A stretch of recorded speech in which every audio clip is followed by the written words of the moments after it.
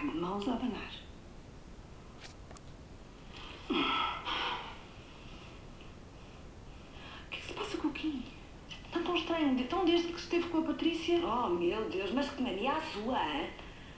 Deixa lá o rapaz em paz, ele... O que é que ele disse? O que é que ele disse? Estava tudo bem, porque ele disse... Então se ele disse que estava tudo bem, porque é que não acredita nele? Eu começo a pensar, sei lá, porquê? Porque as coisas com a imprensa estão calmas. A Diana voltou para a escola, mas será que mudou alguma coisa entre nós? Ai, valha-me Deus. Mas isso é que você gosta de gastar energias com coisas que não deve.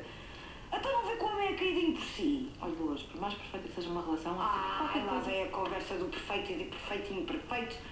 Ele é apaixonado por si.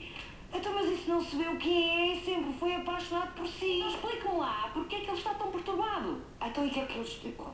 Olha, eu sou a melhor pessoa para explicar essas coisas. Eu que me entendo muito com os homens. Não sabe como é que é. A gente sabe lá o que é que lhes passa naquelas cabeças. A gente não sabe. E olha é o que eu digo. Quanto maiores são, mais trabalhos nos dão. A gente gosta. Não gosta?